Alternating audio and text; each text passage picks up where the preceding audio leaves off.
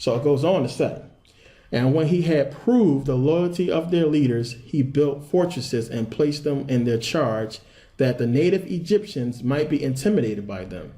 And I, when I ascended the throne, adopted a kindly attitude towards all of my subjects, and more particularly to those who were citizens of yours. He's basically kissing the high priest's ass here, and it doesn't sound like something a Ptolemy would do. He's basically saying, hey, I liked your people. This is what happened, and I gave them jobs, and I did this, and he's kissing his ass trying to get this thing done. But we got to realize that they had already conquered Israel. They under the rule of the Greeks. So why all this ass kissing? So let's keep going.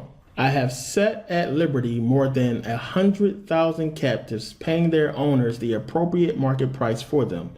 And if ever evil has been done to your people through the passion of the mob, I have made them reparations. The motive which prompted my action has been the desire to act piously and render unto the supreme God a thank offering for maintaining my kingdom in peace and great glory in all the world. Moreover, those of your people who were in the prime of life, I have drafted into my army, and those who were fit to be attached to my person and worthy of the confidence of the court, I have established an official position.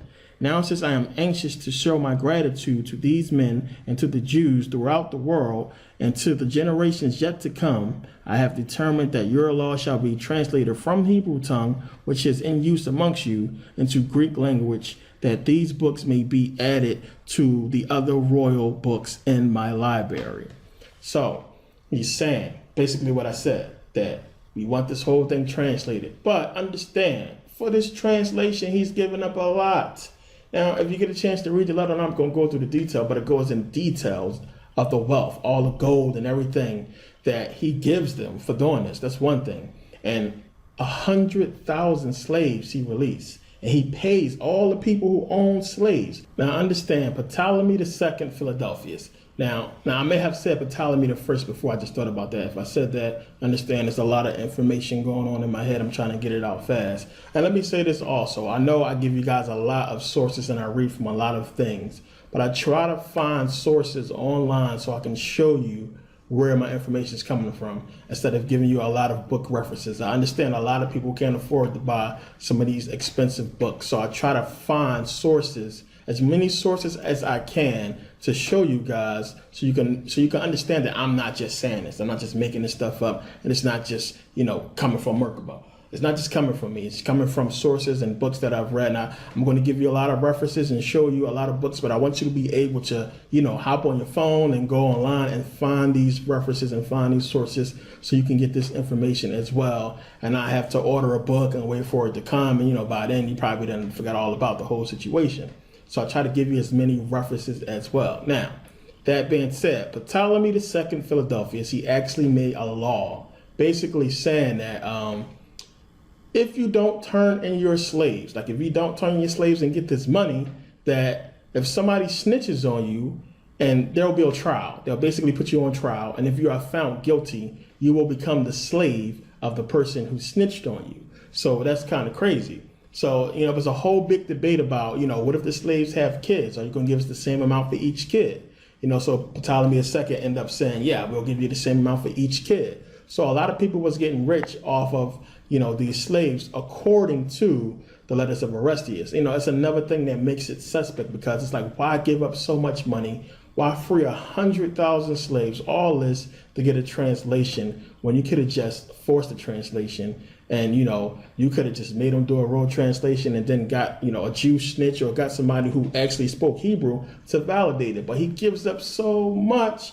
And then later on, the whole letter is contradicted by the actions of the next Ptolemy. The whole Greek Hellenistic age is all contradicted by that. So it doesn't support what this letters of Orestes is saying. But it's also suspect that you would free some slaves to go on ahead and make a law that's going to make your own citizen slaves if they don't agree with it. It's all suspect, and a lot of scholars disagree with it. So now at some point, these letters of Orestes ends up in Jewish hands. We know Josephus talks about the letters of Orestes. But now a lot of scholars didn't agree with the whole thing and thought it was bogus. And it says here, Demetrios of Phileron, a client of Ptolemy I Soter, is not a good candidate as a collaborator with Ptolemy II Philadelphus. Now, this Demetrios is basically the librarian who I told you about, who went to Ptolemy II and said, hey, we need to get this whole thing in the library. We need to get this translation done. So listen to what he's saying. He's saying Roger S. Bagnell notes that he made a strategic mistake at the beginning of the reign of supporting Ptolemy's older half-brother and was punished with internal exile, dying soon after. So he's saying that, you know, this dude is not even a good candidate to put into this whole story because he died. He wasn't even really cool with Ptolemy II Philadelphus for Ptolemy to go ahead and give up 100,000 slaves and all this gold and everything. So the whole thing is suspect just on that alone. And according to this dude, he was dead. So now another critic says here, physiological analysis by Louis Vives proposed that the pseudepigraphic letter was a forgery being written by an author living half a century after Ptolemy II Philadelphus, 285 to 246 BC, and assuming the name of Orestes. The inconsistencies and anachronisms of the author examined and exposed first by Humphrey Huda, 1659 to 1706, placed the writings closer to 170 to 130 BCE. So now that's like huge because these things supposed to have been written. We're talking about during the time of Ptolemy II Philadelphus, which is like way before this date here. Now it goes on to say here, this is Bruce Metzger. He writes, most scholars who have analyzed the letters have concluded that the author cannot have been the man he represented himself to be, but was a Jew who wrote a fictitious account in order to enhance the importance of the Hebrew scriptures by suggesting that a pagan king had recognized their significance and therefore arranged for their translation into Greek. So he's saying this whole thing was basically a whole setup by the Jews. They made this whole letter up to give validity to the Hebrew version of the Old Testament, because we know the Septuagint is in Greek, and we know the Masoretes, they didn't agree with this whole thing, and the whole Masoretic text, which came about later, we're talking about 7th century to 10th century CE, and the Masoretes went on ahead and created the Masoretic text, which is the Old Testament in Hebrew. This is where the Aleppo Codex and the Leningrad Codex comes from. They use the Masoretic text to reference. Now, let me go into what really happened here in Israel. Let's look at the truth and what the information, what the proof is telling us. Now, we know for a fact that the ancient Egyptians was already in Israel. No other civilization to this date has ruled Israel longer than the ancient Egyptians. That's a fact. Nobody has ruled it longer than them. It has changed rule of so many different civilizations and people, but the Egyptians overall had a longer reign, or was in Israel longer than anybody else. That's what the facts is telling us. So now, when the Persians came and conquered Egypt, there were still Egyptians in Israel. When the Greeks came and conquered the Persians and took over Israel, there were still Egyptians in Israel. They were still there. Now remember, we know that Israel was part of the ancient Egyptian kingdom. They ruled Israel for hundreds of years. There was a lot of Egyptians there. So even by the time the Persians came in, there still wasn't many Egyptians. Now after the wars, or during the wars, maybe some Egyptians may have escaped into Egypt or into Lower Africa, but for the most part, there was a lot of Egyptians still there in Israel. Now, what happened was the Greeks came along. When they conquered, they brought Hellenism. This is what Hellenism was all about. It was trying to get people to abide by the Greek laws and worship Greek gods. And the Greeks came up with all kinds of stuff during this time, this whole Hellenistic period. Now, they would have you believe, they want you to believe that these people in Israel during this time are Jews. They are the Jews when they are not. They are clearly African people. They are clearly Egyptians. They want you to believe that the Hebrews came out of nowhere. The Jews been there for a long time, and all of a sudden, the Africans or the Egyptians just basically disappeared, and then now you have Jews. When history is not telling us this is what happened. History is not saying this is what happened. Where did they come from? Where did the Egyptians go and the Hebrews come from in history? So you will have to show me in history, I'm talking about outside of the Bible, where the Egyptians left Israel and the Hebrews came in. Or show me in history outside of the Bible where Hebrews actually conquered Israel during the time of the ancient Egyptians' rule of Israel, or during the time of the Persians or the Greeks. You can't find that. So common sense to tell you there was no such thing as these people. They had to be made up because they don't fit nowhere in history. So we talk about they're supposed to be of the line of Shem, right? According to the Hebrews. But even the Bible tells you, the Bible doesn't give you that much information on these people, on this whole Shemitic race or the Shemitic tribe. It doesn't talk about them. They come out of nowhere. The Bible even tells you that they basically conquer all the land that the descendants of Ham basically set up. So whenever the Hamites go somewhere and they set up a civilization, then the race of Japheth, the descendants of Japheth and the descendants of Shem come and just basically conquer it, which is what the Bible was about. And I'm going to get into that later. So where did these Hebrews come from? History is not telling us that they was there at all. This whole thing, as I said, starts with the Greeks. So now when we go back, we find Hellenistic Judaism. And Hellenistic Judaism completely contradicts the letters of Orestes. Because in the letters of Orestes, the whole theme of Greece was basically to free the Jews, get this whole translation done. Because they basically said, hey, we all worship the same God, we just call them different names and everything is cool. But Hellenism is basically contradicting all that. Because Hellenism is basically trying to force these Jews to worship Greek gods and follow Greek customs. Now understand, the Greeks actually ruled Israel during this time. So how could Hellenism and Judaism coexist? They could have just tore down all the temples and forced the people to worship Greek gods. And that's basically what happened, except that there was no Judaism. Judaism was created by the Greeks, but they have to put it together to make it seem like they both was there at the same time, when you really think about it, it doesn't make any sense for them to be there at the same time. So listen, it says, Hellenistic Judaism was a form of Judaism in the ancient world that combined Jewish religious traditions with elements of Greek culture until the fall of the Roman Empire and the Muslim conquest. Now listen, that is very important right there. It says until the fall of the Roman Empire. Why till the fall of the Roman Empire and not the Greek Empire? Understand that the Romans came along and they obviously continued with this whole Hellenistic theme. Why? That is the key point. And a lot of people is not putting that together, that when the Romans conquered the Greeks, you got the whole Greco-Roman era. That's why they put them together, because they obviously figured something out. So what happened is you have Hellenism.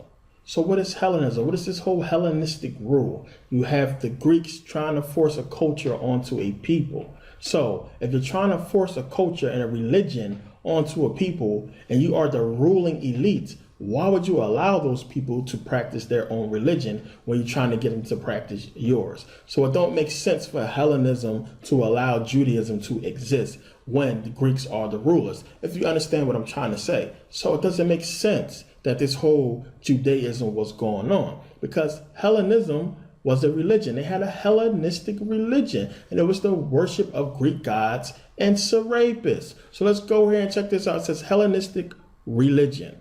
Hellenistic religion is any of the various systems of beliefs and practices of the people who lived under the influence of the ancient Greek culture during the Hellenistic period and the Roman Empire. So understand, it's talking about, this is Rome and Greece allowing this to go on. Now, when I finish reading this, and as I'm reading it, to people who are in the know, if you study a lot, I think a light bulb will go off in a lot of your heads. For those of you who understand the astrology and the mathematics that's in the Bible, this is going to make a lot more sense to you. So it gives a date here, 300 BCE to 300 CE.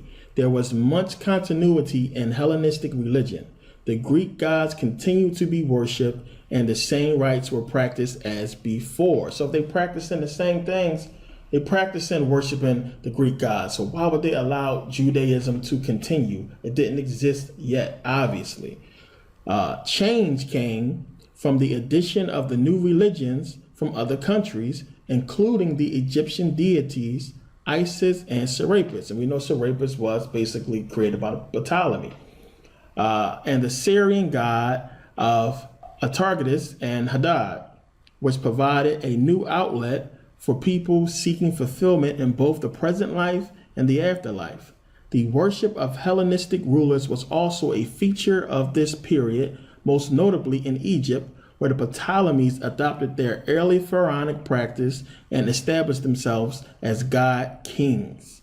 Understand that, god kings. They wanted to be god kings. They wanted to be worshipped. They didn't like the fact that these black people was worshiping these black gods and that white people was worshiping these black gods. So they wanted to be god kings. This is where whole Serapis thing come from. When you look at Serapis, he looks like Jesus. He looks like Zeus. This is where it starts out at.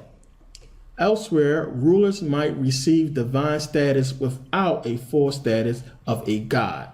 Magic was practiced widely, and this too was a continuation from earlier times. Throughout the Hellenistic world, people would consult oracles and use charms and figurines to deter misfortune or to cast spells. Also developed in this era was the complex system of astrology, which sought to determine a person's character and fortune in the moments of the sun, moon, and planets. I'm going to stop right there. This is important to understand because a lot of people don't realize that they knew about this stuff. A lot of people think way back then, even though they see the pyramids and they see what the Egyptians did, they think these people was just super primitive and they didn't know nothing. They knew about all this stuff, and you can see it in the Bible for those of you who are in the know.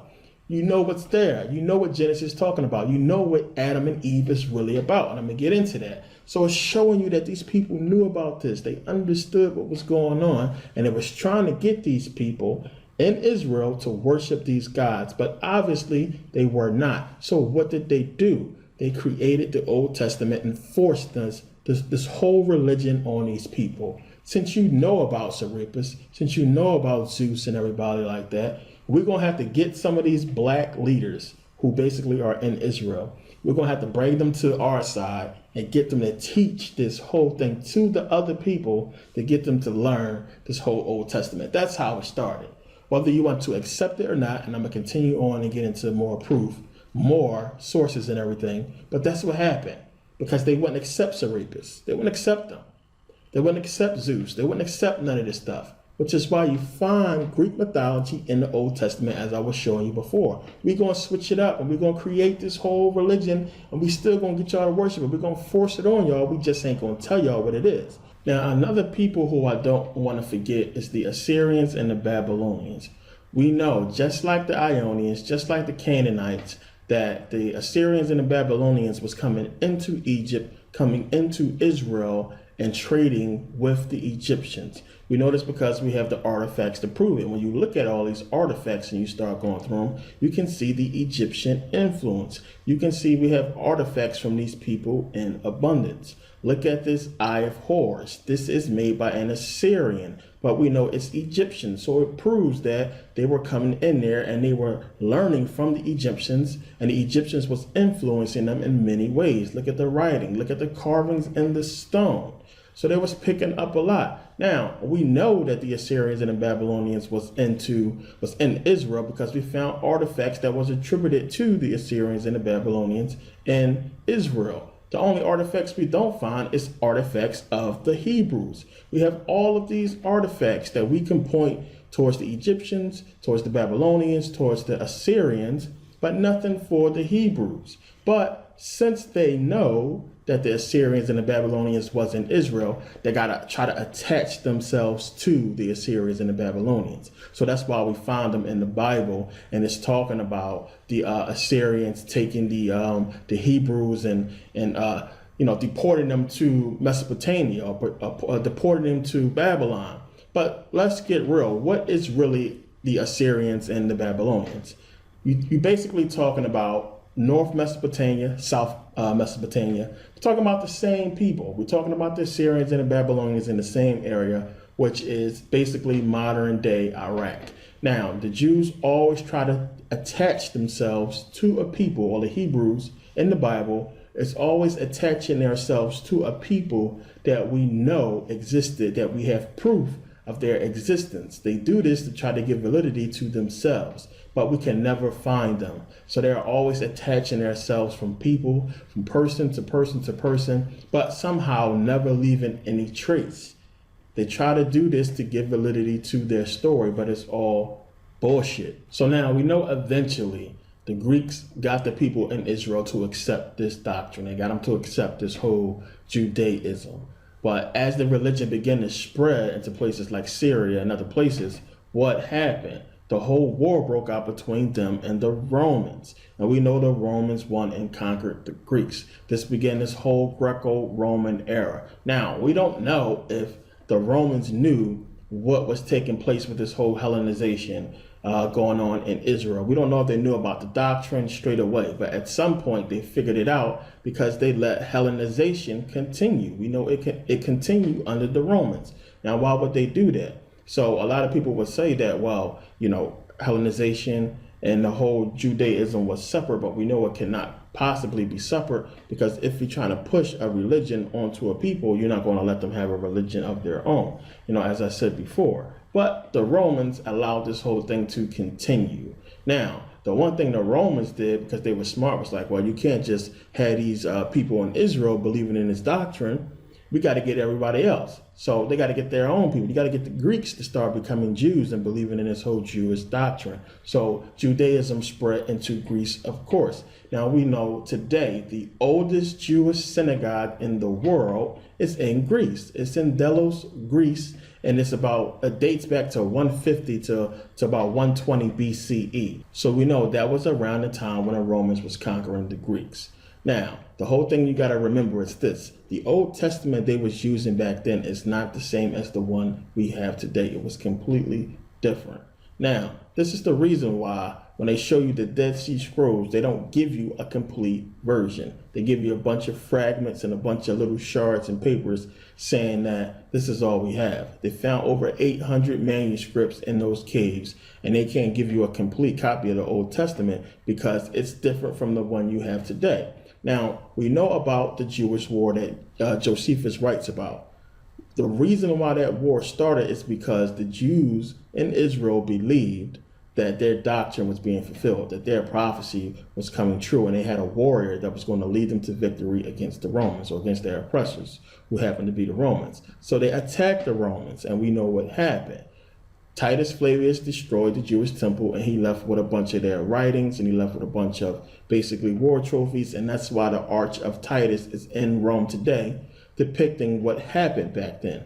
So we're talking around between 66 and 70 AD. This is when they believe the Dead Sea Scrolls was hidden right around this time. Now, I went through this in my last video, but understand, once the Jews lost this battle with the Romans, you got to think about it. If they really believed that they was fulfilling some kind of prophecy, if they believed that they had a Messiah or they had a warrior that was going to lead them to victory against their oppressors, when that didn't happen, of course, a lot of the Jews would lose faith. A lot of the people would start doubting their doctrine. So this was an opportunity that the Romans used to basically go ahead and instill a new doctrine. Now, this is why a lot of scholars believe that Josephus was really just a writing name of Arius Piso, because the Piso family had actually put together a doctrine that they was waiting to, put into place. They already had something ready. They had a doctrine ready to go. So now this also gave the Romans the opportunity to make it so that they are looked upon more favorably.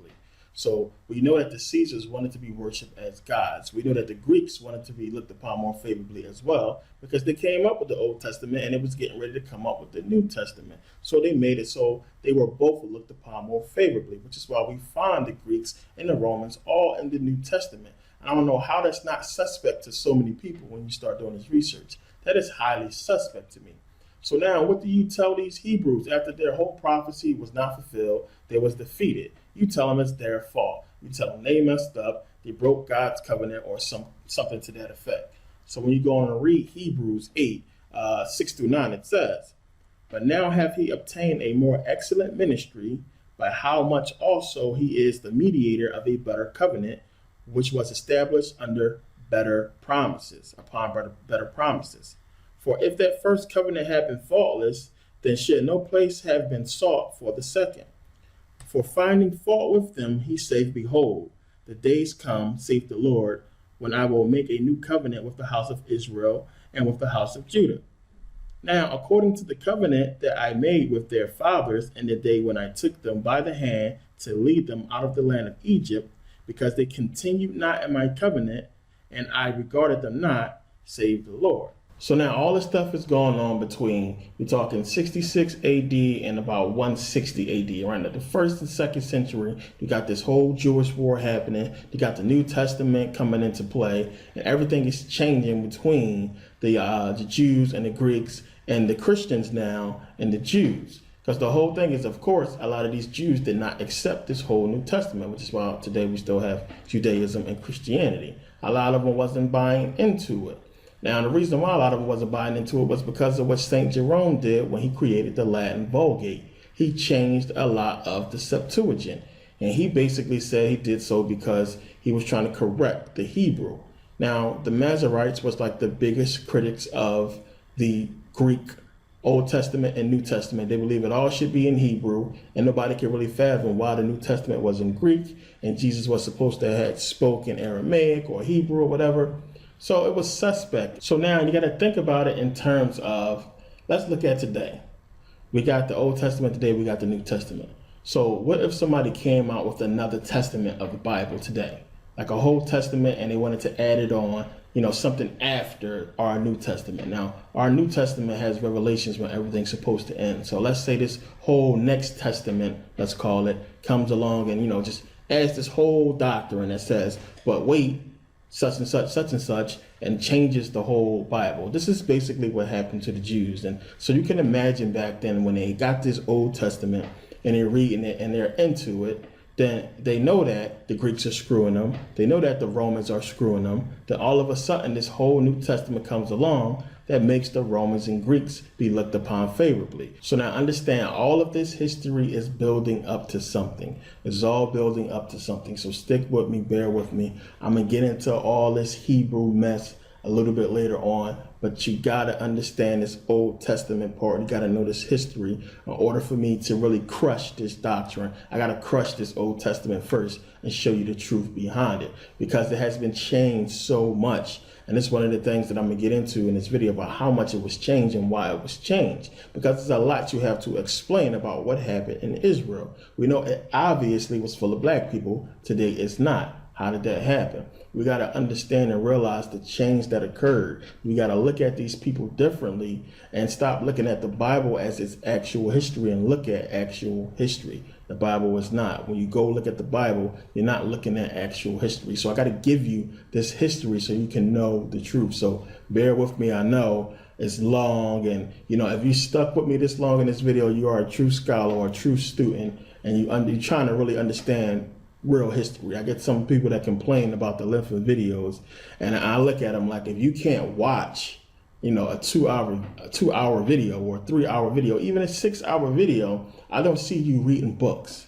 I don't see people who can't sit there and watch a video and take notes actually reading the whole book. So I look at these people as, comment thugs or jokes. Real scholars read. Real scholars, what we would love, I would love to be able to just sit down and just watch a video and get a history. So understand this history. I'm giving you books. I'm giving you up so many books through the video. You can see that they pop up in the corner down there. It shows you what books to go reference. I'm giving you a lot of references because I really want you to get this history so I can break people out of this whole Bible crap. It's a shame that so many people is caught up in this mess. And now, for anybody who's really understanding what I'm saying in this video so far, when you look at it and you start learning the history, you see how stupid it really is that, once you do some research, you can figure out what basically happened. So now we know that the whole Hellenization continued up until 300 AD.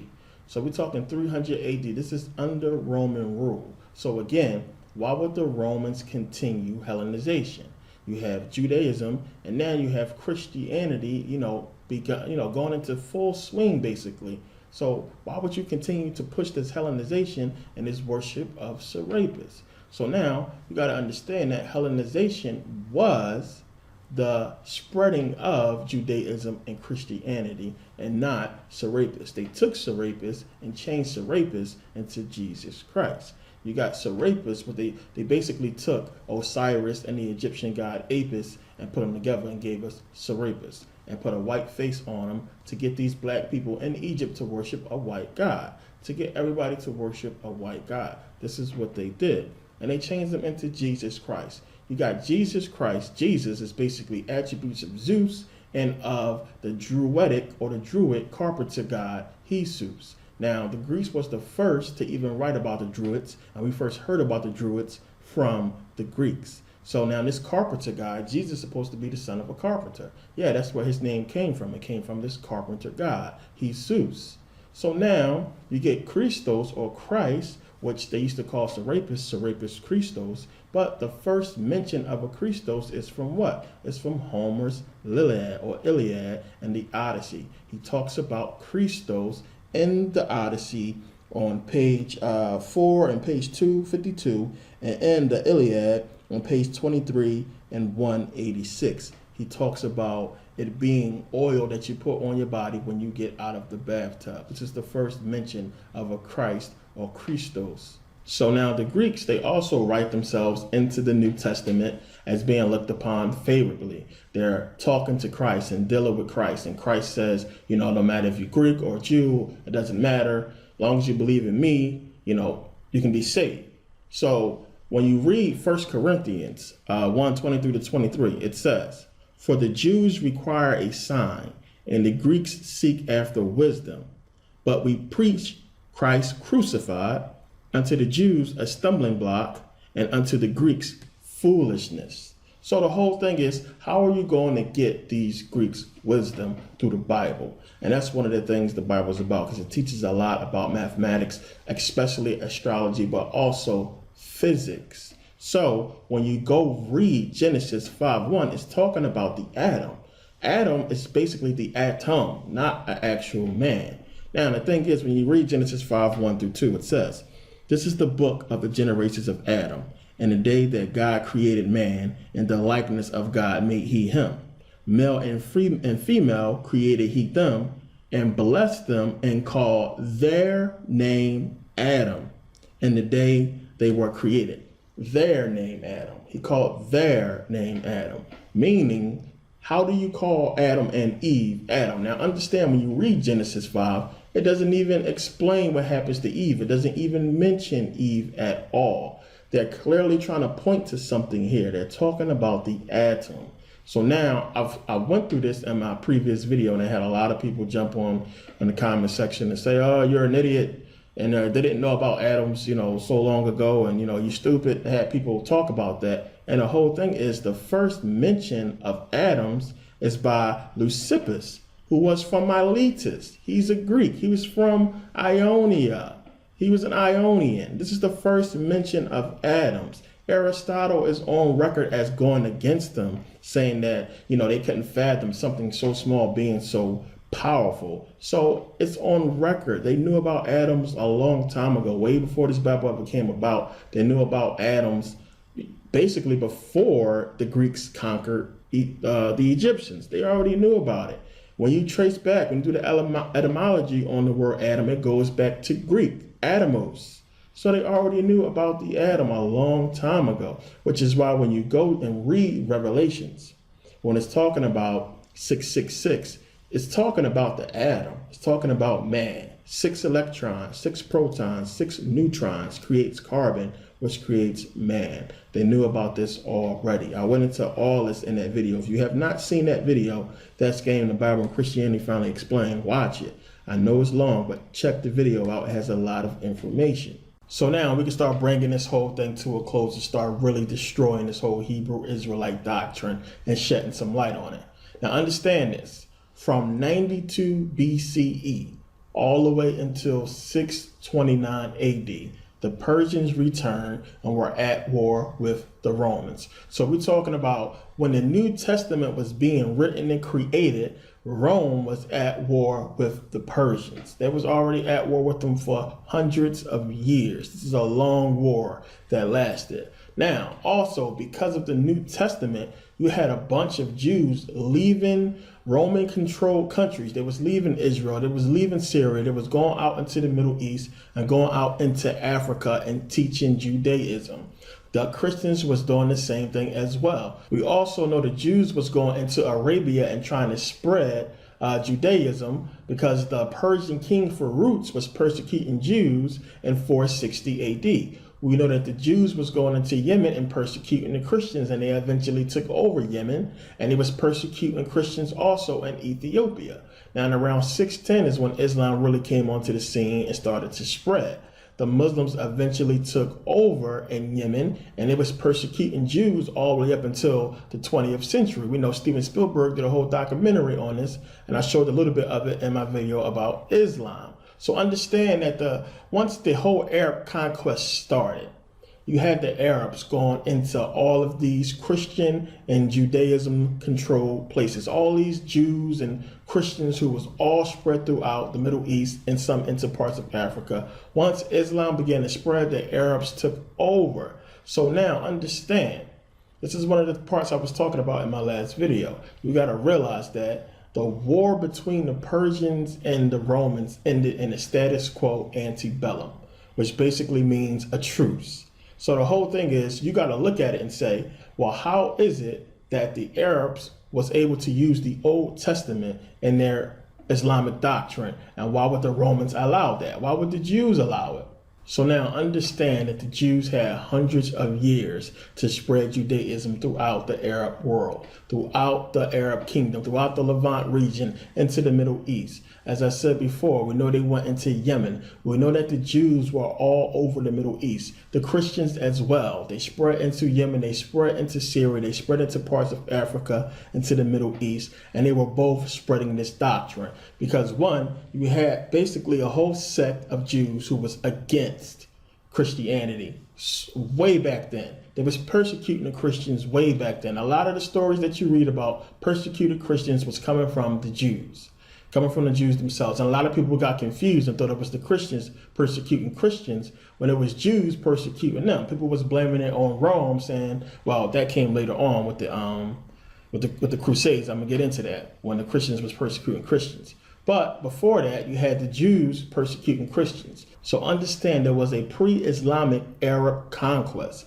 A lot of people, they go and look at the Arab conquest and they immediately associate it with Islam. But this was before Islam really came onto the scenes. We're talking about 5th century, before Muhammad was even supposed to be born.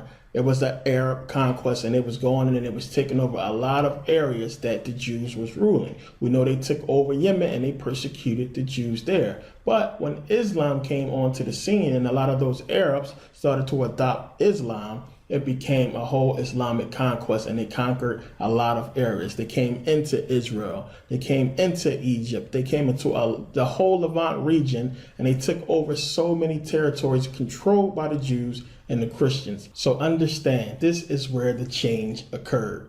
This is how Egypt became full of Arabs. This is how the so-called black Hebrews got from out of Israel, and it became full of Arabs, full of Greeks, because of the Islamic slave trade which began in 650 AD. So understand, when you read Deuteronomy 28:68, and it's talking about going back to Egypt in ships, and they want you to think, these Hebrews want you to think that it's talking about America.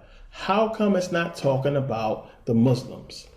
The first slavery that these people that was inside of Israel happened under Islam. It didn't happen in America. So why isn't Deuteronomy 28:68 talking about the Arabs, talking about the Muslims, saying that they will go into slavery under Islam?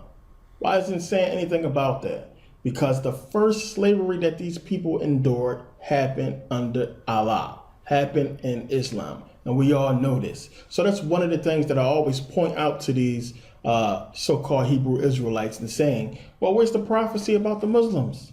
Why is it talking about slavery that's going to occur thousands of years later, when the first major slavery that they run into is under the Arabs? And they was enslaved under the Arabs for longer, twice the time that they would be enslaved under the people in America, under the Americans, under the white people there. So it's suspect as hell, like I said, but I'm going to get into Deuteronomy 28:68 because, like I said, they didn't always say that. They changed that. And I'm going to show you. So now, once you take out the descendants of the ancient Egyptians from Israel, who do you have left? We know that the Greeks was there. We know that some Arabs was there. So now realize that when the Jews were spreading, when they were spreading the whole Jewish doctrine throughout the Middle East, we know that Arabs was coming into Israel. They was coming into Israel.